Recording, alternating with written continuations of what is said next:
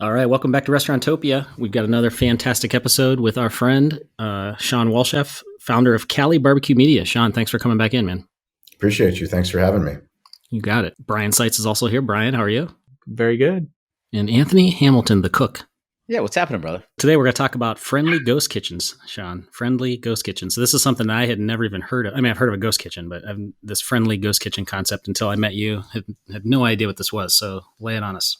Yeah, so we own Cali BBQ and we own Cali Wings. Cali Wings is our virtual brand. We've been in business for 15 years. We opened in the Great Recession, and then we started opening up more restaurants in the pandemic because we like doing things difficult. But we started getting into a place where the pandemic only accelerated our belief in the internet and our belief that restaurants are changing. And restaurants are changing because we spent so long trying to build a brand, build incredible barbecue, incredible hospitality. So people all over San Diego County would drive for half an hour, 45 minutes, an hour to come and line up on an NFL Sunday, wait for an hour in line to get brisket with eggs. And that was the model that we built. So full service restaurant, 250 seats. And what we found during the pandemic was that we needed to think about the way that we are doing business and how can we actually scale our concept. And the premise is slow food fast, really leveraging all of our technology partners so that we can get people barbecue on their terms. Imagine a perfect world where you can build a restaurant, open the doors, and make loads of money. Unfortunately, those days are over. It takes great leadership, hard work, and long hours to operate a successful restaurant. Together, we can make it happen. This is Restauranttopia. Instead of forcing people to drive to our master smokehouse, our made location, let's figure out a way to distribute barbecue all throughout San Diego County. And the number one place that we were going to do that is through ghost kitchens. Ghost kitchen is a delivery only, takeout only model where there's no actual seating in the restaurant. And typically they're in a commissary kitchen where there's multiple concepts. So we've partnered with Cloud Kitchens. Cloud Kitchens has 2 locations in San Diego, one in Barrio Logan, one by San Diego State University, 200 square feet. There's probably about 20 concepts in there. But instead of saying that we're in a ghost kitchen, we talk about a friendly ghost kitchen. Did you just say 200 square feet? 200 square feet. I just want to make sure I thought that was a mistake, right? That's 20 by 10. 200 20 square concepts? feet. One cook. One cook per location, 2 on a busy holiday, but 1 cook per location. How many menu items per concept? 9. So 1 cook banging out 180 menu items. It's like 1997 all over again. No, 9 menu items. That's it. Total 9 items. menu items total. I thought you meant 9 per concept. No, total. No, we only have 1. So we're part of essentially a virtual food hall. Gotcha. Correct. Okay. Yes, that makes sense. Yes. So you have 200 square feet within a larger area. Square feet within a larger area where there's other operators that are doing Right. I think our show about took a left turn right there because Dave and I are both like, wait, no. We're definitely we believe in simplification. So one of the most important things, we're trying to build the Amazon of barbecue in San Diego. Amazon started with books. The problem with our restaurant was that we were a breakfast restaurant, a lunch restaurant, a dinner restaurant, and a sports bar. The pandemic forced us to optimize what do we do best. We do barbecue best. We're building the in and out of barbecue, literally removing all the menu items and focusing our concept for distribution. Our focused concept allows us to now go to different places, non-traditional, whether that's airport, whether that's brewery, whether that's stadium, whether that's ghost kitchens, and then share the story on social media of how do we get our barbecue to more places. So this master smokehouse that we're building, I literally hired contractors and architects who came. They've been doing work in San Diego at all the greatest concepts here. And they said no one has ever brought them into a concept to remove seating in a restaurant. People are always hired, an architect or a construction firm, to come and add seating. Why? Because you add seating to add revenue. We are removing seating to add more smokers. So we have 4 Old Hickory pits, and we plan on adding at least an additional 4. So we'll have 8 Old Hickory pits so that we can use our catering vehicles to deliver slow food fast to different locations throughout San Diego County so that no matter where people are, if they want brisket, if they want ribs, if they want pulled pork, they can ask Alexa, they can ask Siri, they can order online, they can go on TikTok Live, and they can order, and we are going to get them barbecue. I've seen your trucks. I love them. Thank you. How's that configured? So Are those all compartments? Half of it, it's a hot box and cold. So it's actually 60% a hot box, so that we can take slow food fast, hot food, and then we have cold food, obviously, for our sides. The wrap that you did, the setup, the configuration, like this isn't just someone's Ford Topaz that you're delivering barbecue in. I mean, this thing is set up for efficiency. It's set up. It looks good. Well, we thank you. We appreciate that. We have a big QR code on the side of the truck. We've got a TikTok logo on there, Instagram logo, YouTube logo. We don't want people to pretend that they don't know the restaurant and they don't know the story behind the brand. So even though you live in downtown San Diego and you're getting barbecue delivered in 20 minutes from Barrio Logan, we want people to know the story that has been slow smoked overnight in Spring Valley. Some people care, some people won't care, but more people will care because we share the story versus telling them we made it over in Barrio Logan or we made it. There aren't smokers there. I mean, there was a time when Subway rolled out this national campaign for brisket. They had brisket sandwiches and everyone was like, well, when did Subway start putting in smokers into each of their locations? Well, they didn't. They had a master commissary that was sharing it out, but it became a big controversy within the barbecue world because they're like, Subway's full of shit. Like, no, you're not cooking brisket for 14 hours in your Subway. I've been to Subway. There's no smokers on site. Mm-hmm. Can you imagine if they did, though, how disastrous that would be? Right? It would be like, they can't get my turkey sandwich right, man. Like, let alone smoking brisket for 13 hours. But that gets to the storytelling part. And that gets, when a company's as big as Subway, you fail to realize how powerful it is to actually tell the story, to be honest with your customers. Like, be honest with your customers. You can't have a marketing team deploying, hey, we're putting out sexy 14-hour smoked brisket. And then, well, where's the follow-up with that? Anybody that knows barbecue knows that wasn't smoked inside the Subway. Well, where did it come from? Our job with a friendly ghost kitchen, nobody likes a scary ghost, which is why it's a friendly ghost. It's a That's Casper. so true. Casper made a living on that, didn't he? Yeah. These are Casper kitchens. I love what you did there. But I mean, it's the truth. Like, nobody wants to order from a dark brand. Like, you know, the idea is, oh, it's great. It got delivered, but it's so much better when you know the story. Yeah. When you know the story, when you relate to it, when you know that you're supporting a local family, a local business, you're much more excited about it. And then you go on TikTok or Instagram Live on Cali BBQ and you're like, holy shit. Like, those are the smokers. Like, this looks amazing. Like, next time I'm going to order something more. Or that's the peach cobbler. They're actually making it from scratch. Absolutely. Here it is. This is how we do it. And I love the whole thought process behind that because I've done the same thing. You're scrolling through your third-party delivery app. You see a concept that you're like, where is that at? What is that? You know, and you do pause because you don't have maybe confidence because it's unknown. Oh, no, I'm quick to Google it right after that, Dave. Yeah. I do a deep dive. I want to find out. I want to know the owner. I want to know Bernice. I want to know that. No, but in the normal like virtual or the normal like ghost kitchen format, a lot of people aren't doing it. They're not telling the story. They just did a concept. They're like, oh, I'm going to do Chinese, and then they've got this, and you're like, I don't know. Like the story of Pasquale's Pizza, right? I don't think so. Tell us. So Pasquale's Pizza was a virtual brand that was launched by a brand that we all know, but no one in the internet knew until it became viral on Twitter and on Reddit. Pasquale's Pizza is the virtual brand, the pizza brand for Chuck E. Cheese. Wow.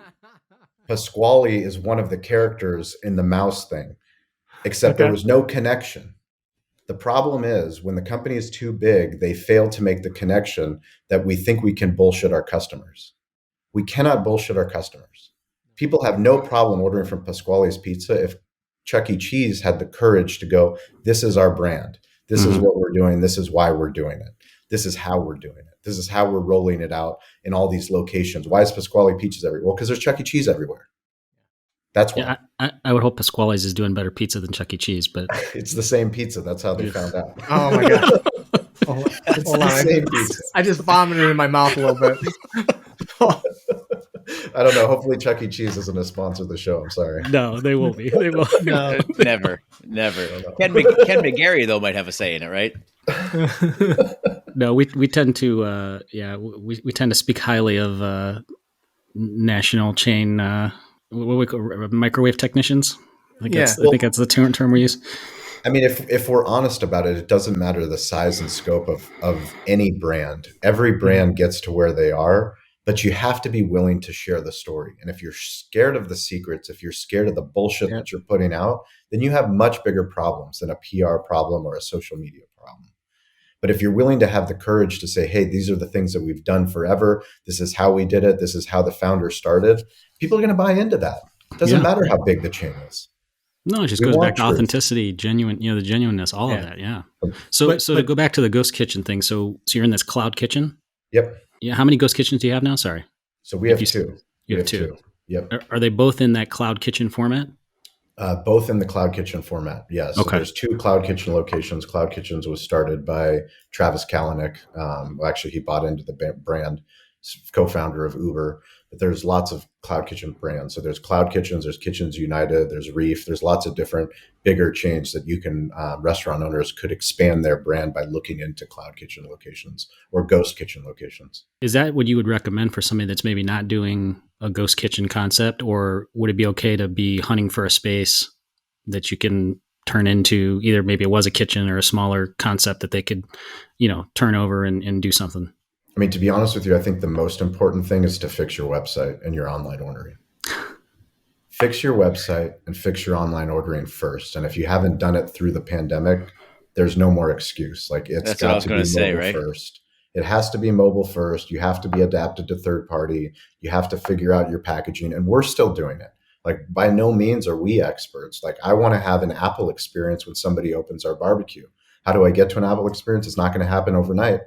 It's going to take me a long time, especially with all the supply chain, but getting branded boxes, something that holds barbecue, but something that people are excited when they get their barbecue, whether it's catering or whether it's an individual order, that they just are so compelled. Oh my God, look at how incredible this is. I have to put it on social media. You just said two things that I just fired me up, man. And you said it earlier. You said you wanted to be Amazon-like, and then you just said you want an Apple experience. I think everybody that's on the cutting edge of anything has that like target that they want to emulate. Like we're all consumers. Like what experience have you had that was just so amazing? And then how do you take that experience and make it part of your deal? Like that, I get so fired up about that, man. Cause we try to do that in our business as well. And it's inspiring. That's awesome. It's the power of moments. There's a book, actually one of my favorite books. It's The Power of Moments by Chip Heath and Dan Heath. And it really gets to hospitality. It's what we all do best. It's the reason why one of our podcasts is called Digital Hospitality. It's the essence. It's our ongoing thesis. It's the reason why I interview the people that I interview, is like, we're constantly in this pursuit of who's doing it the best. It doesn't matter what industry it is, but who does it the best? Number one, restaurant owners do it the best. We have hospitality in our DNA. We wouldn't be in this business. The people that work in restaurants, the people that service restaurants, like we are servants to the people, to the products, to the food. We love what we do. Our gift is that is a competitive advantage over people in retail and people in e-commerce, because people in retail and people in e-commerce, they think of a transaction. They don't think of a memorable moment that's going to last forever. Customer service is bullshit. That's treating someone like a human. Anyone in the restaurant business, that's the lowest standard ever. Oh, we have good customer service. What does that mean? Like you acknowledge someone when they come in the door? No, like you better acknowledge somebody. Like how many times have you guys been into a Home Depot or a Lowe's and you try to find somebody to give you help and they run away from you? No, let's zoom out and talk about restaurants. Right? Let's talk about restaurants. How many restaurants you walk into where they cut the host because they're saving labor, and then you're just wandering around like a turd in a punch bowl, right? Like it's the worst feeling ever. So I've got a story. So I've got a story about once we realized how important hospitality was, and that was the first couple of years opening up the restaurant. It was, very difficult to make money. We weren't making money. We were losing money. But what we talked about, me and Eric, my business partner, was this sign that happens in every restaurant. It's a sign that you can buy at Restaurant Depot. You can buy online, but it's please seat yourself. Please wait to be seated. You're shaking your head because you know why we have that sign. Why do restaurant owners have a sign to please seat yourself? Yeah, they don't want to pay someone to do it. Correct. It's a hospitality hack. It's a way to reduce labor. We put this sign up to say, hey, we're not going to pay for someone to be here and smile at you and greet you and thank you. We're going to say, go seat yourself. And what happens after you're done with that, go cook your food and get your own drinks too. Yeah. And once you put that sign up, it's a big flag to the customer that you don't care, that you don't give a shit. Because whatever happens, Whatever happens when you come into the restaurant is that you think, oh, this is great. I get to seat wherever I want. You always get the worst hospitality, the worst service whenever you go and you see that sign. Because the So next sign Waffle they buy houses- is the next sign they buy is for sale. That's it, correct. that's it. No, That's it's- absolutely Waffle House correct. is the only model that gets away with stuff like that, right? Like Waffle House breaks all the rules, and I'm okay with Waffle House. Yep. That's the one exception. But the point is, once we removed that sign and we invested in hospitality, we always had a hospitality host at the front of our restaurant. It really transformed our business because we made this investment into our experience. We removed the sign, we invested in the host. It transformed our business. But then we took that same principle of in real life hospitality, of always having someone there, always having someone on. We transferred that online. So what if every time somebody made a comment on Facebook? What if every time somebody wrote a review on Yelp? What if every time someone sent an email through our website that we responded? Not in 2 days, not in 1 day, but we responded in real time. We actually treated every single user on every platform, this omni-channel digital hospitality experience. What would happen? And what happened is it transformed our business. It literally made us uncomfortable to go on all these different platforms, to learn the technology, to ask for help, to develop connections, and to build community on Facebook, on Instagram, on TikTok, on LinkedIn, all these places where most restaurant owners aren't, but they should be. That's unreal. Can you imagine if restaurant owners like took that labor wage they're trying to save, instead just double down on the host, and then the host can also be your digital host? Because all that downtime when they're wiping menus and stuff, what if they were actually responding to people online? If you could hire that particular employee instead of the entry level employee, Correct. A little more expensive, a little more of an investment. But man, that's pretty powerful stuff. You got the wheels turning here. Yeah, I think it's so important because if you look at your Google My Business Analytics, you're looking at the number of people who are clicking on your website, but they're also calling. And if you go into any restaurant, you hear the phone just constantly ringing. No one's picking up. I mean, outsource that to a call center or figure out some way that a live person answers that person's questions. And it could be as simple as, are you open? But if you're putting a form of communication out there and it's just nothing that goes into the ether, it's ridiculous. It's anti-hospitality. So I love that, whether it's Facebook or one of the other platforms, if people are contacting you, you're responding to them. No, and I think it circles back around to the whole friendly ghost kitchen, so you look at, having that like non-personality or no connection and no visibility and no things. So it's, all the things that you're trying to do well and communicate in your, in-house concept, needs to be done digitally for your virtual concept, correct? I mean, you have to have that presence. So go ahead. On the ordering side of things, we were talking, I think Toast does a great job of online ordering. I think part of their success was just the forward thinking and ease of use of their platform for online ordering. I mean, they came into the pandemic at like the perfect time with the perfect solution for online ordering, because so many of our customers didn't have online ordering at all, let alone maybe a sophisticated point of sale system. So like to go from a cash register to Toast and then online ordering, it was a total game changer. But with the Ghost Kitchen, how do you set up your online ordering to make sure that it's efficient, that it works well with the three concepts? Is it location based, or how do you put them through the funnel to either the Ghost Kitchen or to your freestanding operation? Yeah, so the most important thing that a restaurant owner owns is their website. So if you're truly invested in digital hospitality, if you're truly invested in digital orders, which is something that if you plan on being business into the future, you have to be, you've got to have incredible technology partners. And our primary technology partner is Toast. So we have a very complicated tech stack. I presented at the National Restaurant Association show about our tech stack. It was the first time I had done our own tech stack experience, literally going through and figuring out, well, how much tech have we brought into our restaurant in the last 15 years? And it's a lot, but how does it all integrate?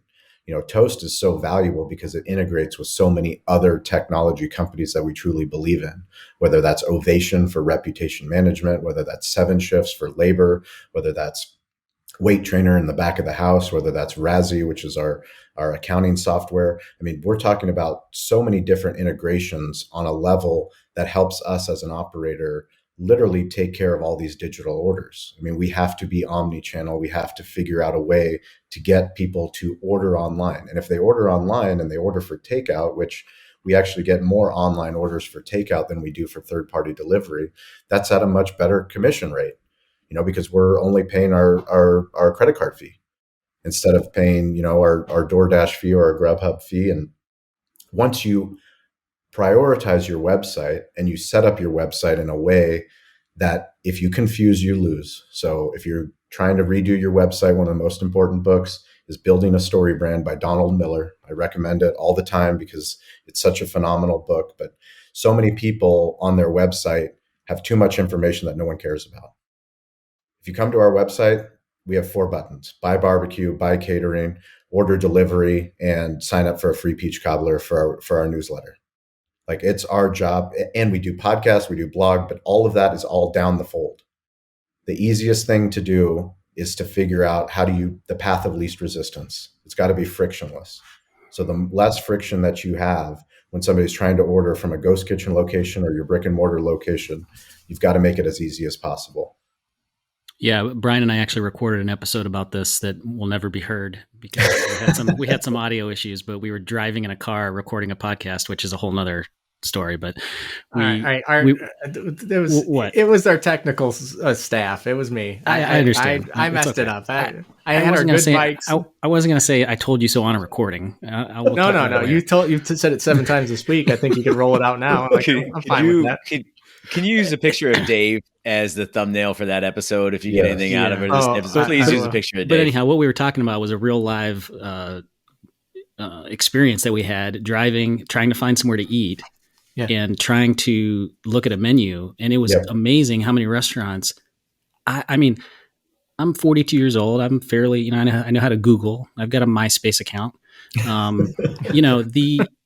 The ability to just find a menu on a website was absolutely frustrating in multiple places. Mm-hmm. And then when you found it, it was like a PDF that you couldn't read. Like it was unreadable. Yep. It was crazy. So we're gonna have to redo that episode because that was really good, Brian. But it was literally like live experiencing it. It was crazy. Well, I mean, we're gonna get to the place where it will be frictionless. It will be to the point where, I mean, my 5-year-old son, my 3-year-old daughter, they tell Alexa what song they want Alexa to play on demand. And like, we get in the car and they want the same song on demand. And it's like, this is the world that we're living in. And if restaurant owners, if we don't think that we need to always be changing, like, just because you have a solution today doesn't mean it's going to be the solution into the future. That's why listening to Restaurantopia is such a valuable resource, because you guys are bringing on the best people to share the secrets so that we can win. When I opened in 2008, we were a breakfast concept with a sports bar. We were not a barbecue media company trying to build the Amazon of barbecue. This is a 15-year journey, and we are completely different today than we were before. But like, because of those learnings, we feel confident moving into the future, knowing that technology will change, it will evolve. But the simplification of the process is, how do I get someone to buy barbecue and make it easy on them? Think about, I don't need them to come into our restaurant. If they want to order it for takeout, I need to make that easy for them. If they want to order for delivery, I need to make that easy. If they want to order for catering, I need to make that easy. If they want to buy it on Instagram or buy it on TikTok, how am I going to make that happen? I'm going to continue to push Toast. I'm going to continue to post TikTok. I don't care how big the company is, because they need business owners. They need business owners like me. They need business owners like you that are listening to the show to give them feedback. And the more feedback you give them, and the better the feedback is, the more they're going to ask you to participate in things that are actually going to move not only your business forward, but all of the businesses that they're trying to impact. Shawn, how did you know, going back to that story, how did you know when was too stubborn and when was the time to pivot? Because it sounds like you branded a 180, right? So you guys were steadfast and in love with your initial concept of a breakfast joint sports bar. And then at some point in time, you're slogging away. And as almost every probably founder knows, it's like, you have to be stubborn. It's kind of like how we started Restaurantopia, when, as Dave or Brian put it, no one was listening at first, but we kept plowing through.